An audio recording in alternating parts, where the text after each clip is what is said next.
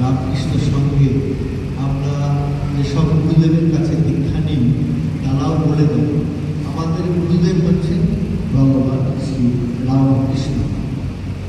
একটা জলের ট্যাঙ্কি ছাদের উপর থাকে, আর সেই জলের ট্যাঙ্কি থেকে বিভিন্ন পাইপের মাধ্যমে জল আসতে থাকে। আমরা ভাবি যে পাইপের মুখে জলটা পড়ছে, ওরই জল, কিন্তু আসল জল হচ্ছে সেই জলের ট্যাঙ্কি, আর সেই জলের ট্যাঙ্কিতে জল আসছে সেই আকাশ থেকে।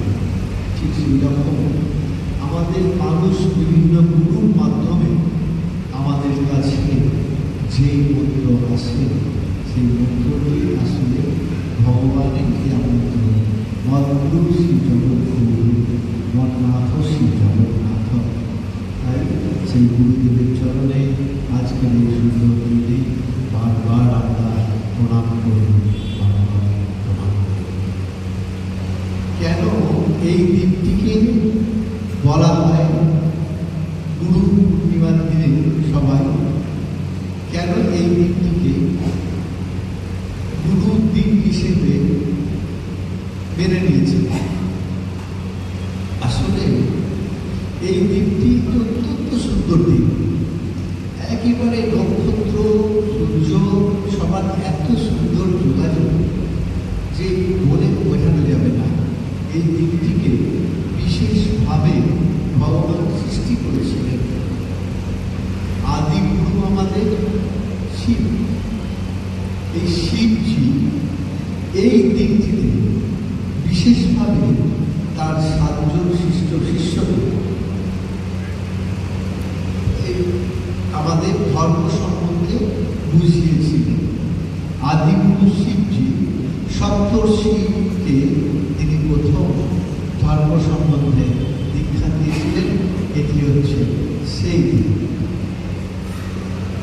আর আমাদের যখন আমরা অত্যন্ত সাধারণভাবে জীবনযাপন করছি, ধর্ম সম্বন্ধে আমাদের কোনো জ্ঞানই নেই, মনুষ্য জন্মই শুধু হয়েছে জঙ্গলে জঙ্গলে থাকা, গাছে গুড়িতে বাস করা, এইসব ছিল। ঠিক সেই সময় মানুষের সমাজকে একটি সুন্দর ধারায় বেঁধে দেওয়ার জন্যে সাক্ষাৎ মহর্ষি কৃষ্ণদ্বৈপায়ন, পরাশরণী নাম, আর তার স্ত্রী সত্যবতী, তাদের গর্ভে জন্ম হয়েছিল ব্যাসদেবের। তিনি সমস্ত রকমের উপনিষদ আমাদের জন্য রচনা করলেন, বেদ রচনা করলেন, অষ্টাদশ পুরাণ রচনা করলেন, শ্রীমদ্ ভাগবত রচনা করলেন। এই ব্যাস পূর্ণিমার দিনে তার জন্ম হয়েছিল বলে এই পূর্ণিমার দিনে এই পূর্ণিমাকে বলা হয় ব্যাস পূর্ণিমা। আর তিনি আমাদের জন্য এই সমস্ত কিছু রচনা করেছেন। একটা মানব সমাজ একটা পশু সমাজের থেকে যে আলাদা হলো, বেশ সুন্দর একটা ধর্মের পথে চলতে লাগলো, সবার মধ্যে অত্যন্ত মহান গুণরাজির বিকাশ সাধন হলো, সেটি হলো এই ব্যাসদেবের জন্য।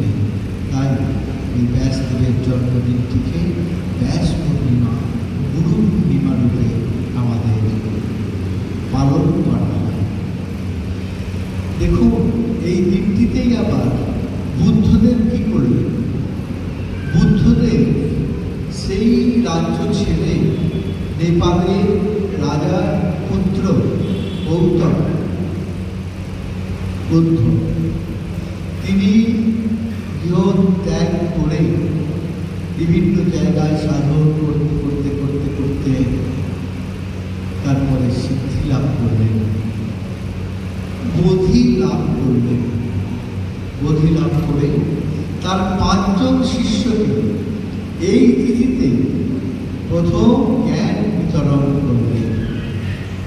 দেবাদিদেব মহাদেব যেমন তার সপ্তর্ষি শিষ্যগণকে, সন্তানগণকে, এই সপ্তর্ষি সন্তানগণের নাম আপনারা জানেন: বশিষ্ঠ, অত্রি, পুলহ, অঙ্গিরা, পুলস্ত, মরীচি এবং প্রতি। তাদের মহা জ্ঞান প্রদান করেছিলেন, ঠিক সেই রকম এই দিনে বুদ্ধদেব বোধি লাভ করে প্রথম তার 5 জন শিষ্যকে জ্ঞান বিতরণ করেন। শিক্ষাগুরু আর দীক্ষাগুরুর মধ্যে একটু বিশেষ পার্থক্য আছে। গুরু সবাই, শিক্ষাগুরু আমাদের শিক্ষা দেন এই সমাজের পথে চলবার, দীক্ষাগুরু আমাদের শিক্ষা দেন আধ্যাত্মিক পথে চলবার। এই গুরু পূর্ণিমার উদ্দেশ্য হচ্ছে আধ্যাত্মিক পথে চলবার।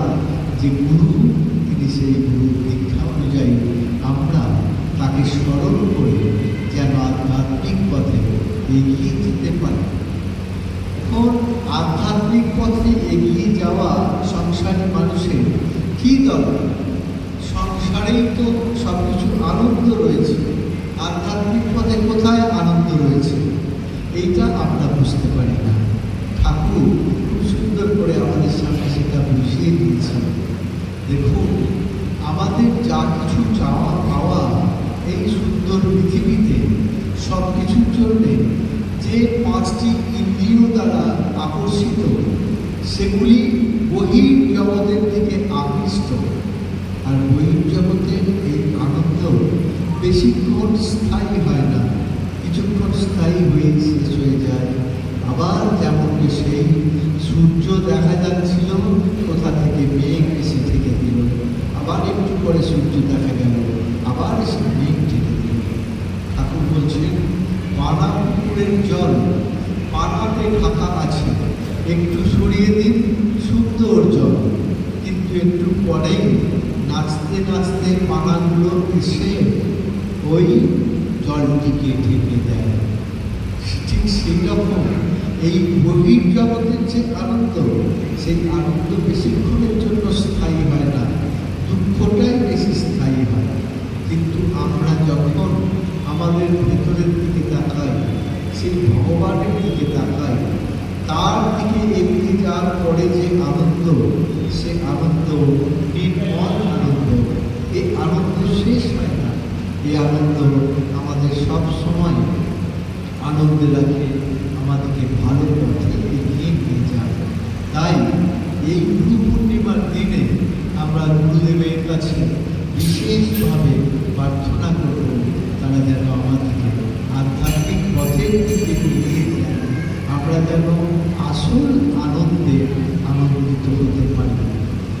চৈতন্যদেবের এই চৈতামৃত লেখা হয়েছে, সেখানে বলা হয়েছে যে চৈতন্যদেবের চৈতন্যের প্রকাশ হয়েছিল এই তিথিতে। এরকম বিখ্যাত দিন দেখছেন, যত দিকে আমরা তাকাচ্ছি, বড় বড় সব মহাপুরুষদের এই দিনেই সমস্ত কিছু হয়েছে।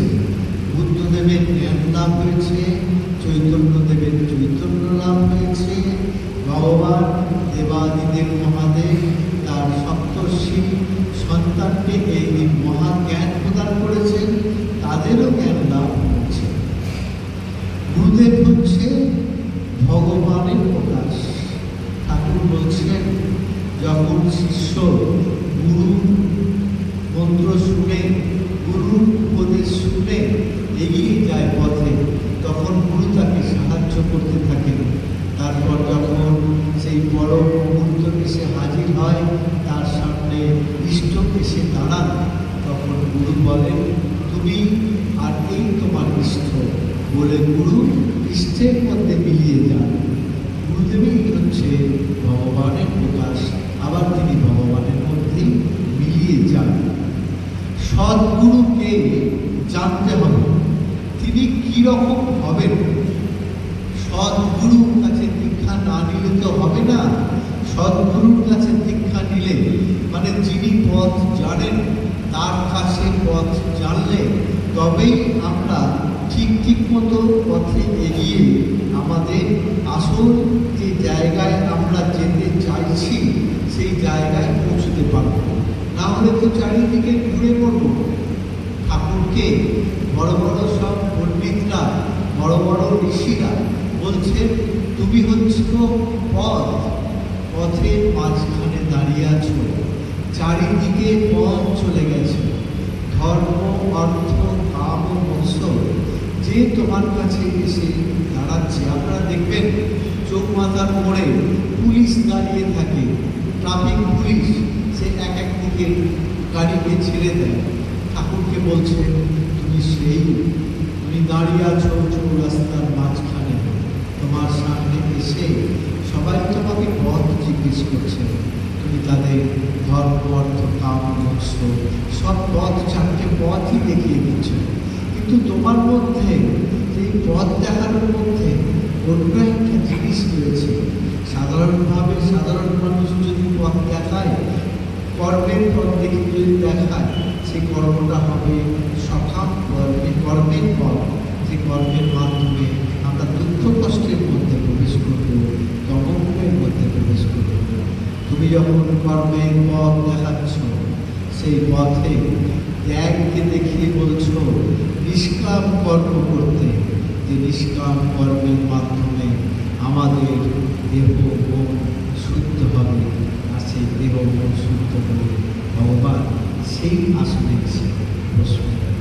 তুমি যখন জ্ঞানের পথ দেখাচ্ছ, সেই জ্ঞান এই বর্তমান জড় জ্ঞান নয়, তুমি দেখাচ্ছ আর তুমি দিচ্ছ আধ্যাত্মিক জ্ঞান। এইরকম করে যে যেখানে আছে সেখান থেকে তাকে তুলে আনছ। তুমি তুলে এনেছ নটসম্রাট, সেই চরিত্রহীন, চরিত্রভ্রষ্ট গিরিশ ঘোষকে ভৈরব বানিয়েছ।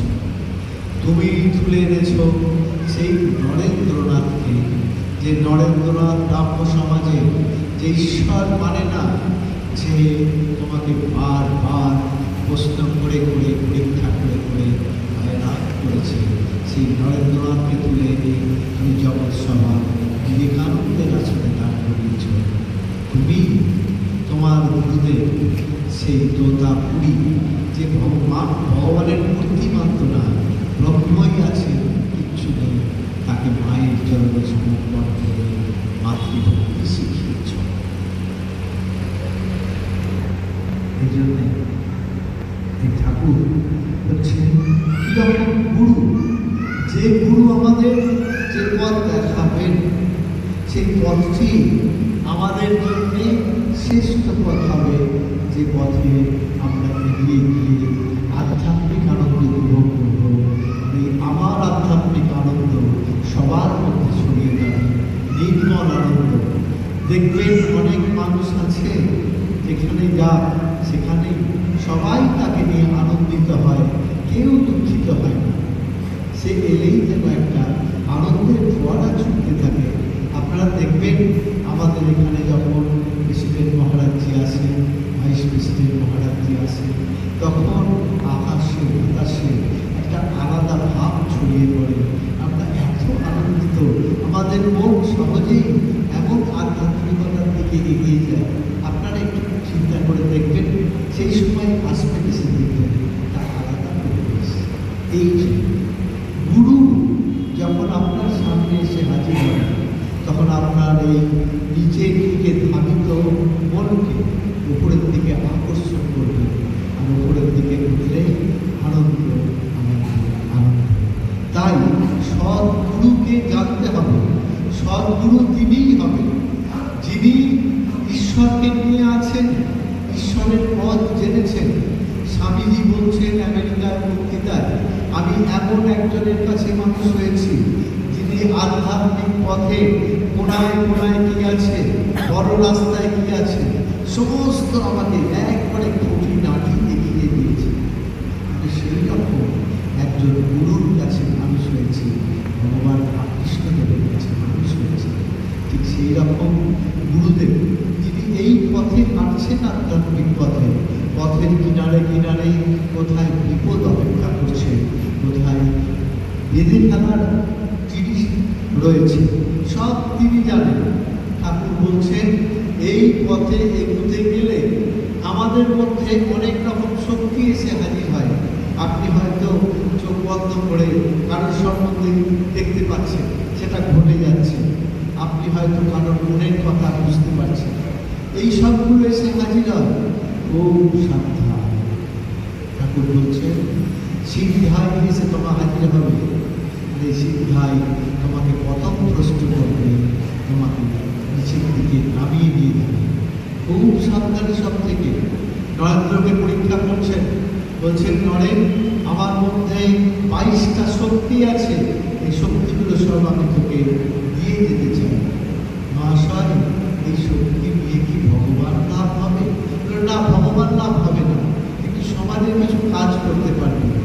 তবে ভাগ মশাই আপনার শক্তি, আমাকে এমন জ্ঞান দিন যে জ্ঞানে আমার ভগবান লাভ হবে, আমি সবার মধ্যে ভগবানকে দেখতে পাবো, আমি সবাইকে ভগবানকে সেবা করতে পারব। এই গুরু প্রত্যেকটা কোলে কোলে দেখিয়ে দেয়, যখন তুমি এগিয়ে যাবে তোমার সামনে কত রকমের রূপ ধরে এই মহামায়া আসবে, তোমাকে নিচের দিকে টেনে নেবে। সেই সময় কিভাবে তুমি তার থেকে উদ্ধার পাবে? যারা এই পথে চলেছে, যুদ্ধ করতে করতে এগিয়ে গেছে, বুদ্ধদেব তার প্রথম 5 জন শিষ্যকে বললেন, আমি যখন তপস্যা করেছি বট গাছের নিচে, নদীর তীরে, অঞ্জনা নদীর তীরে, তখন আমার সামনে মার এসেছে, শয়তান এসেছে, কামনা বাসনার রূপ ধরে কত দৈত্য এসেছে, তারা আমাকে শেষ করতে চেয়েছে, ছিন্ন ভিন্ন করতে চেয়েছে, কিন্তু আমি প্রতিজ্ঞা করেছিলাম, আসনে সুস্বতি শরীর, এই আসনে আমার শরীর শুকিয়ে যাক, রক্ত মাংস গলে পড়ে যায়, কিন্তু যতক্ষণ না বোধি লাভ হচ্ছে ততক্ষণ আমি না। তোমাদের সামনেও এইরকম আসবে, সেই সময় তোমাকে কে রক্ষা করবে? গুরু ব্রহ্মা, গুরু বিষ্ণু, গুরুদেব মহেশ্বর, সেই গুরু আমাদের রক্ষা করবে। তার কাছে প্রার্থনা করতে হবে, ইষ্টের কাছে প্রার্থনা করতে হবে।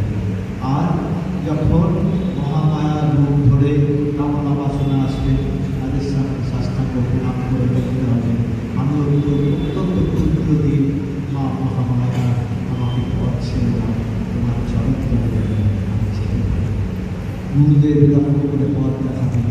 সেই জন্যে যে গুরু ঈশ্বরকে নিয়ে আছেন সারা জীবন, যে গুরু এই পথের খুঁটিনাটি জানেন, তার কাছেই দীক্ষা নিতে হবে। সদ্গুরু হচ্ছেন তিনি এরকম হবেন, তিনি সব পথ জানবেন, শিষ্যের সমস্ত পাপ তিনি গ্রহণ করতে পারবেন। তারপরে পাপ গ্রহণ করে শিষ্যের সমস্ত শরীরটিকে, মনটিকে পরিষ্কার পরিচ্ছন্ন করে সেখানে তিনি আধ্যাত্মিক বীজ রোপণ করবেন, যে বীজে আপনি জপ ধ্যানের মাধ্যমে, কর্মযোগের মাধ্যমে ঈশ্বরী মানুষের সেবার মাধ্যমে জল প্রদান করবেন। তাহলে সেই বীজ থেকে আসল গাছ হয়ে আসবে। গানে আজকে দেহ ছিল শ্মশানের সমান, গুরু কানে মন্ত্র দিয়ে বলল ফুল বাগান, ফুলের বাগান হবে, সেই বাড়িদার ফুল যে ভগবানের চরণে এইরকম গুরু হতে পারবে। তাই আমাদের মনে রাখতে হবে, এই গুরু পূর্ণিমার দিনে আমরা গুরুদেবের কাছে সর্বশ্রেষ্ঠ জিনিস প্রার্থনা করব। এই প্রার্থনায় কোনো বিষয় নেই। আপনারা ভাবছেন যে গুরুর কাছে প্রার্থনা করবো আধ্যাত্মিকতা, আমার এই বাড়ি, আমার সংসার, ছেলেপুলে সব থাকবে, শুধু মানেটা পরিবর্তিত হয়ে যাবে। আপনারা তো এইসবের জন্যে ভগবান নিজেকে ভালোবাসেন না, মানুষ সব থেকে ভালোবাসে নিজেকে, নিজের আত্মাকে। ভেতরে ভগবান আছেন বলেই তাকে ভালোবাসে। যে মুহূর্তে একটি আত্মা চলে যাবে, একটি মানুষের শরীর ঠিক করে থাকবে, সেটাকে কেউ ভালোবাসবে না, সেটাকে ঘুরিয়ে ফেলবে অথবা কবর দেওয়া হবে, কিছু করা হবে, তাকে আর আমাদের মধ্যে দেখা যাবে। কেন? তিনি ভগবান থেকে বিচ্ছিন্ন হয়ে গেছে, ভগবান সেই শরীর থেকে বেরিয়ে গেছে। তাই আমাদের ভিতরে ভগবান আছেন বলেই আমরা সেই ভগবানকে ভালোবাসি, সেই শরীরটিকে ভালোবাসি। আমার মধ্যে ভগবান আছে, এই জন্যই আমরা ভালোবাসি। এই আসল সত্যটা যেন আমাদের ভিতরে প্রকাশিত হয়, আমরা যেন বুঝতে